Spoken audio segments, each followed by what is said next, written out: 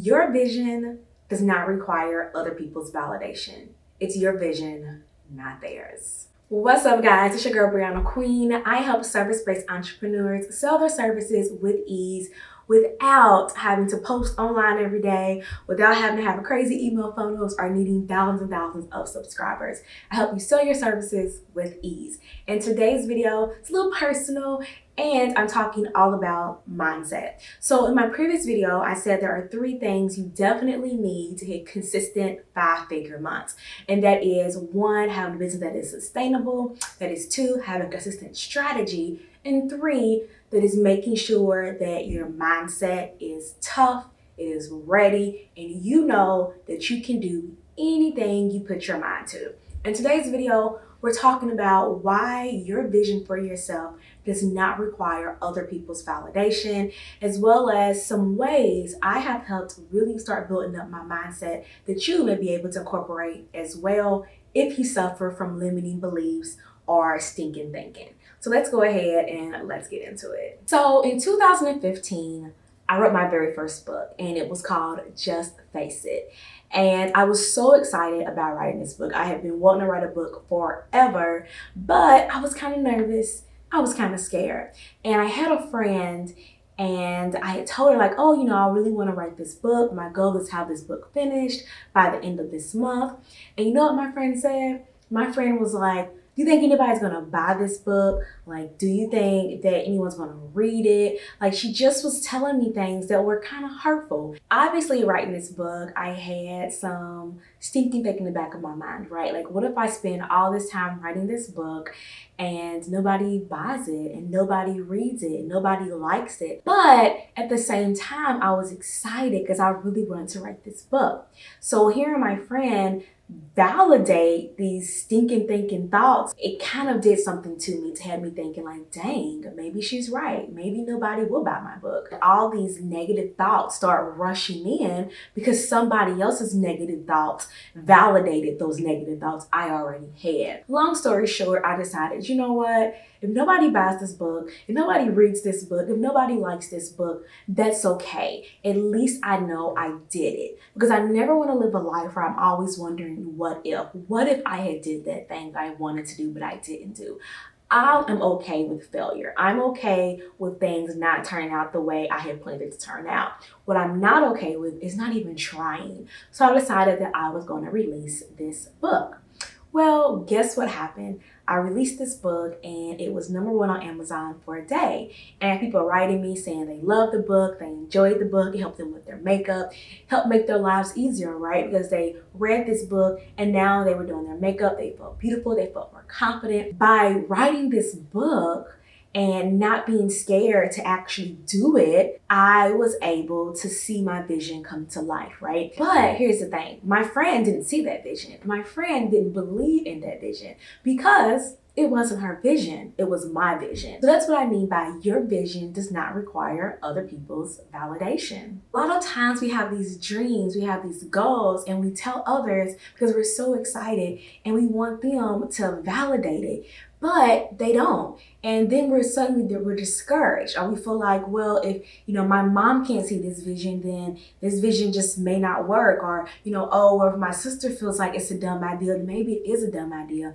And a lot of times it's not even a dumb idea. It's not even that it won't work. It's just that they can't see it. So let's talk about some ways that you can navigate going after your dreams, going after your goals, when those around you don't see that same vision. So my tip #1 is do it anyway. Do it scared, do it terrified, do it not knowing what's going to come next.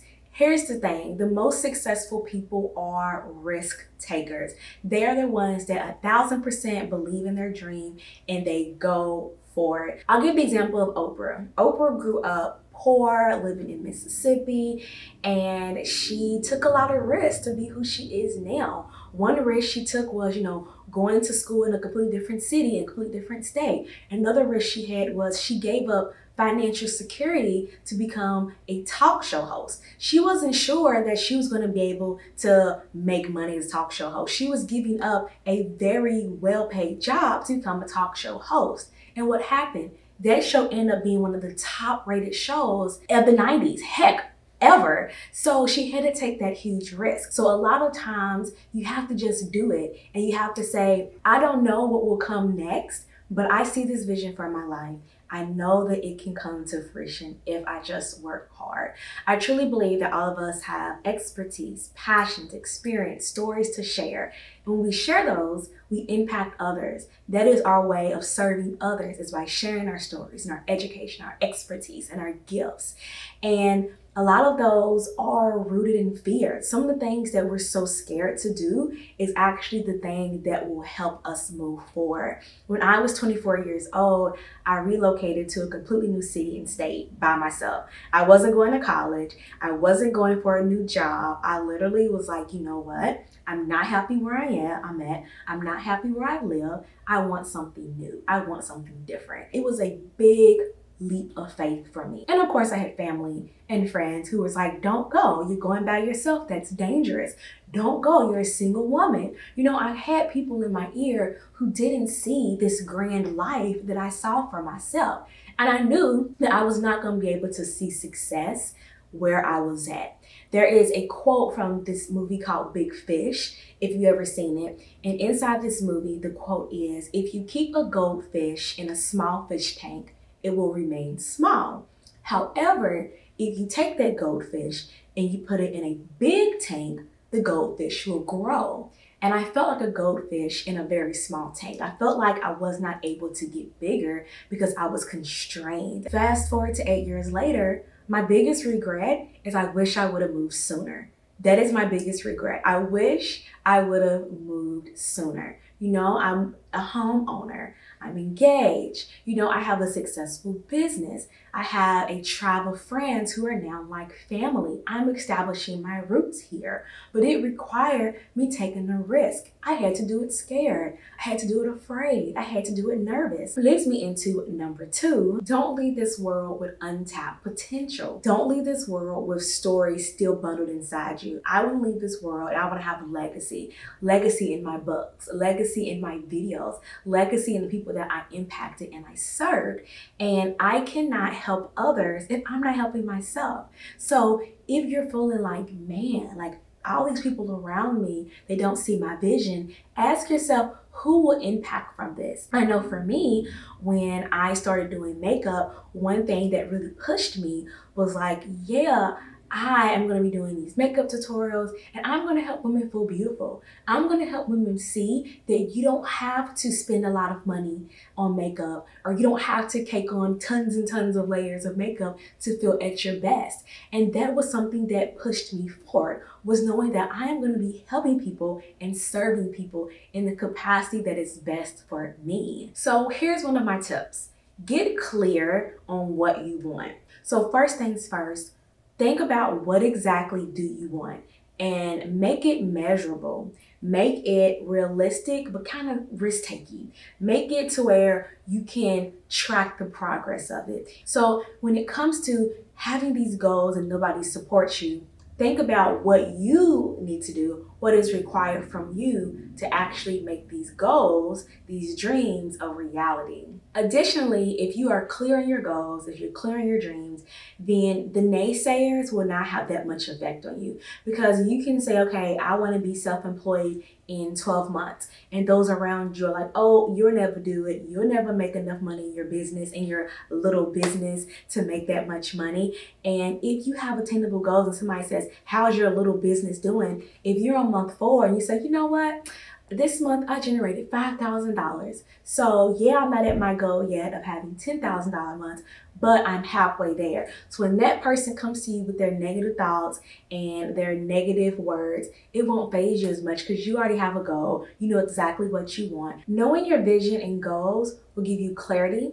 It will give you drive, and it will give you fulfillment. So having a goal and having visions and knowing exactly what you need to do, it's going to give you that fulfillment and it's going to give you that drive so that you're not listening to those naysayers. Additionally, you have to realize that people's limiting beliefs have absolutely nothing to do with you.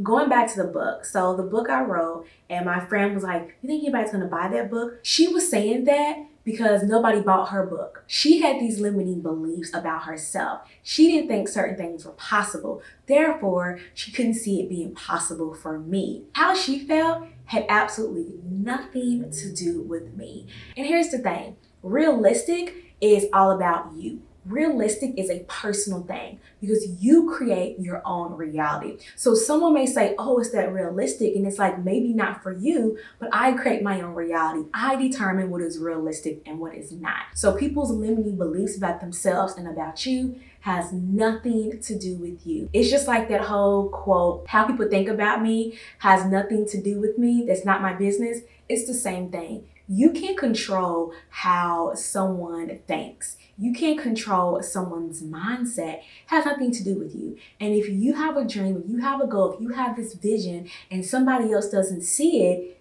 that is their problem. That's not your problem. And it's not your duty to make them see it, especially if they're not needed, if they're not necessary. If you don't need their support, if you don't need their okay for you to go after this goal and vision, it's okay to not have their support and have their clarification. You can do things without your friends and family's support. And that's something I had to learn when I was 24 years old. I can do things without other people's support. I can do things without my friends and family confirming it. I can do things without my friends and family feeling like, oh, it's going to happen or it's not going to happen. What's going to allow you to succeed is you. You are the determining factor on your success. If you struggle with taking the road less traveled, there are 3 things I do recommend. The first thing I recommend is take out a journal and write down the worst things that can happen if people didn't support you. What is the worst thing that could happen if your mom didn't see that same vision that you have? And then on the flip side, write down what's the best thing that could happen. Let's say this vision you have for yourself. What if you do succeed? What does your life look like? How does that feel? Write down the pros and the cons of not going after your dreams. Which one outweighs the other? Number 2, I highly encourage you to start consuming mindset content. Read books about mindset, something I do every single day. When I walk my dogs, I listen to audiobooks, and I always have an audiobook I'm listening to. Your mindset is a muscle. And the more you feed it great things, positive things, affirmations, the better your brain will take it in. It'll get stronger.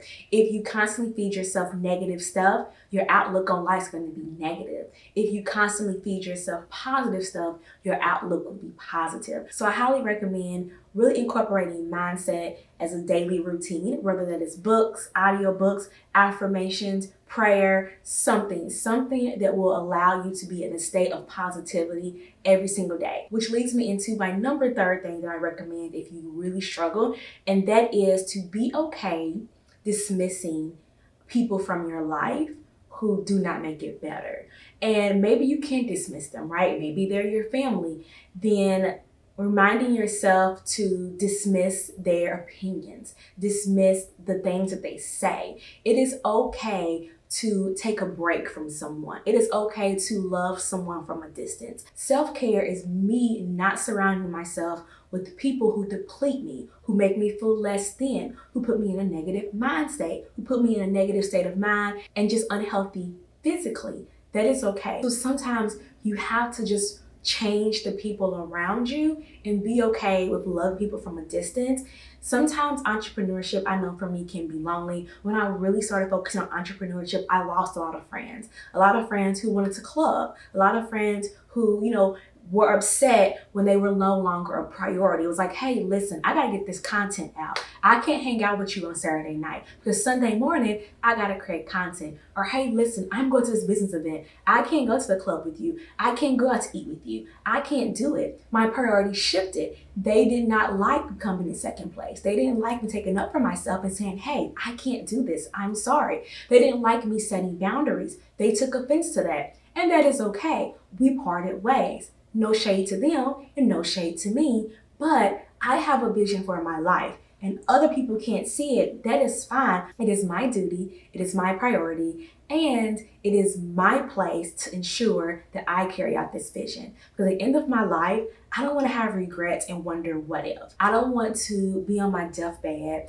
and feel like, what if I had took these chances? What if I had did the things I always wanted to do? Because at the end of my life, You know, I want to tell God, I used everything you gave me.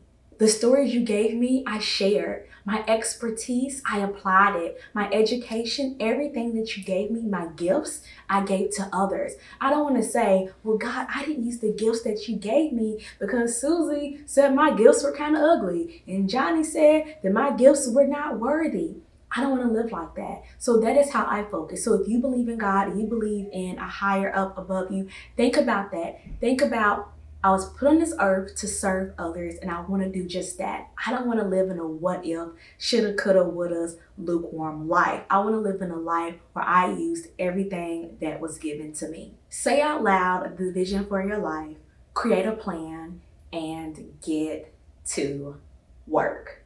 Get to work. Do it until it works. So if you have any mindset tips, anything that you feel could help somebody who's struggling with their mindset, who has limited beliefs, write down below and let me know. Thanks for checking out this video or podcast episode. Be sure to thumbs it up, 5 stars, or watch this via IGTV. Let me know down below in the comments some recommendations you have for mindset. So I'll talk to you guys in my very next episode. Stay blessed, stay healthy, stay happy. Bye guys.